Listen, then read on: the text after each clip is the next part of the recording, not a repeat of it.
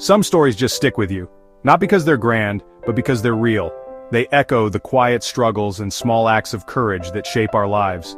The story of Ruth and Naomi is one of those rare tales that feels both ancient and timeless, a story about loss, loyalty, and the hope that can grow even in the harshest seasons. The Book of Ruth is one of those stories. Tucked away in the Old Testament, it's a short book, but its impact is lasting. It's not about kings or warriors, but about ordinary people facing extraordinary challenges. It's a story that has been read and cherished for generations, offering comfort and inspiration to anyone who has ever felt lost or alone. Naomi leaves Bethlehem with her family to escape famine, only to lose her husband and both sons in Moab. Imagine the heartbreak, leaving everything familiar behind, hoping for a better life, only to be met with unimaginable loss. Naomi's journey is marked by grief and uncertainty, her dreams shattered in a foreign land. She's left with her daughters-in-law, Orpah and Ruth, all widows in a foreign land. Together they form a fragile family, bound by shared sorrow and the need to survive. In a world where widows had little protection or status, their future seemed uncertain, and every day was a test of resilience.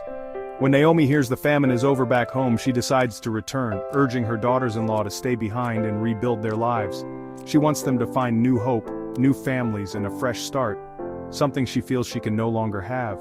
It's a moment of selflessness, as Naomi puts their well-being above her own loneliness. Orpah leaves, but Ruth refuses. Orpah's choice is understandable.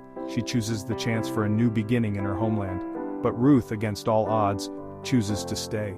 She cannot bear to leave Naomi alone, and her decision is both brave and deeply compassionate. She clings to Naomi, declaring, "Where you go, I will go. Your people will be my people, and your God my God." Ruth's words are more than a promise. They are a declaration of unwavering loyalty and love.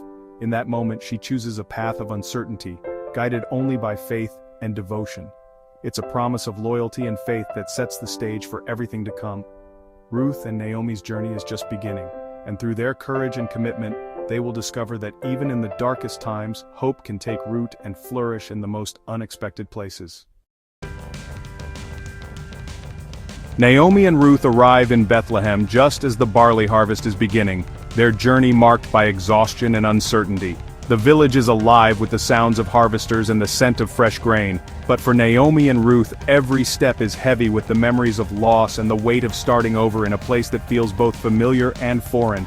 The fields stretch out before them, golden and full of promise, yet their hearts are burdened by the unknown. Naomi, worn by grief and the hardships she has endured, tells the villagers not to call her Naomi, which means pleasant, but Mara, meaning bitter. Her sorrow is deep, shaped by the loss of her husband and sons, and she feels as though her life has been emptied of joy. The people of Bethlehem are moved by her pain, remembering the woman she once was, and sensing the heavy burden she now carries. But Ruth, her daughter-in-law, refuses to give in to despair. Despite being a foreigner in a strange land, Ruth is determined to support Naomi and build a new life for them both. Her resolve is unwavering, and her loyalty to Naomi shines through every action. She rises early, ready to face whatever challenges the day may bring, her heart set on finding a way to provide. Ruth goes out to glean leftover grain in the fields, taking advantage of the ancient rite that allows the poor and the foreigner to gather what the harvesters leave behind. The work is hard and humbling, but Ruth is undeterred. Each handful of barley she collects is a small victory, a step toward survival and hope. She works tirelessly under the hot sun, her determination catching the attention of those around her. By what seems like chance, or perhaps by providence, Ruth finds herself gleaning in the fields of Boaz, a respected and wealthy relative of Naomi's late husband. Boaz is known throughout Bethlehem for his kindness and integrity, and his fields are a place of both opportunity and risk for someone like Ruth. As Boaz surveys his fields, he notices Ruth's tireless work and the care she shows for Naomi. He asks about her, and the workers tell him of her loyalty and the sacrifices she has made. Boaz is moved by her story, recognizing both her courage and her kindness.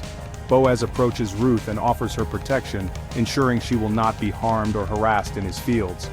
He invites her to stay close to his workers and even instructs them to leave extra grain for her to gather. Moved by her reputation for loyalty and selflessness, Boaz goes out of his way to show her kindness and generosity. Ruth is overwhelmed by Boaz's generosity and compassion. For the first time since arriving in Bethlehem, she feels a glimmer of hope. Boaz assures her that she is welcome in his fields, and that she will be cared for. In this new beginning, Ruth and Naomi find the first signs of kindness and possibility, setting the stage for a story of redemption and renewal. Ruth returns home with an abundance of barley, her arms full from a long day's work in the fields. Naomi realizes Boaz is a kinsman redeemer, a family protector who can change their future. Naomi devises a bold plan. Ruth is to approach Boaz at the threshing floor, humbly asking him to fulfill his duty as their redeemer. Ruth follows through, bravely uncovering Boaz's feet as a sign of her heartfelt request and trust. Boaz is deeply moved by her courage and unwavering loyalty to Naomi and their family. He promises to do what's right, recognizing Ruth's faith, integrity, and the hope she brings to their lives. Boaz acts quickly. He meets the closer kinsman redeemer at the town gate, presenting the case before witnesses.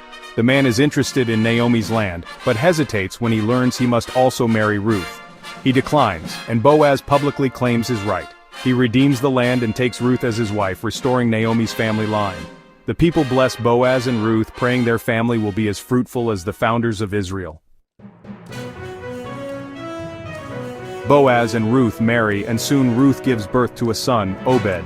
Naomi's joy is restored as she cares for her grandson. Obed becomes the father of Jesse, who fathers King David, the greatest king of Israel.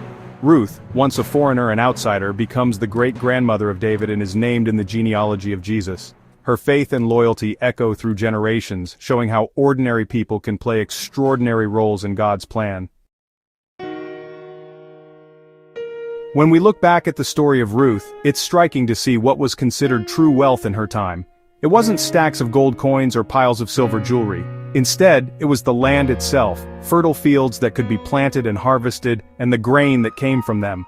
These were the assets that sustained families and communities, providing food, security, and a future. Wealth was measured in what you could touch, grow, and store for the seasons ahead. Real wealth was tangible: fields that produced food, harvests that could be gathered, and resources that could be relied upon year after year. These hard assets were the backbone of survival and prosperity, immune to the whims of distant rulers or sudden changes in currency. Fast forward to today, and much of what we call wealth exists only in the digital world. Our savings, investments, and even daily transactions are often just numbers on a screen, managed by banks and financial institutions. While this digital system offers convenience, it also introduces new vulnerabilities and risks that didn't exist in Ruth's time. With the rise of central bank digital currencies, or CBDCs, every transaction could be tracked, recorded, and even controlled by authorities. This level of oversight means that privacy is reduced and your access to your own money could be restricted at the push of a button. If those in power disagree with your choices or actions, they could freeze your assets, limit your spending, or even cut you off from your own funds. This isn't just a theoretical risk, it's a reality in some parts of the world today. That's why hard assets like gold and silver have always mattered. They're real, physical, and exist outside the digital system. No one can erase them with a keystroke or freeze them with a software update. They're yours to hold, store, and use as you see fit. In uncertain times, hard assets act as a form of financial insurance. They provide stability and peace of mind, protecting your wealth from digital risks and giving you something real to rely on, just as they did in Ruth's day. Financial education is crucial. Understanding real value and protecting your wealth, especially with assets like gold and silver, gives you options and independence. But remember, financial strategies are just tools. The story of Ruth is about faith, loyalty, and redemption, not just material wealth. True riches are found in our relationships with God and each other. Financial freedom is a means to serve, provide, and help others. If you want to learn more about protecting your wealth, visit eltrudinero.com. Thank you for watching.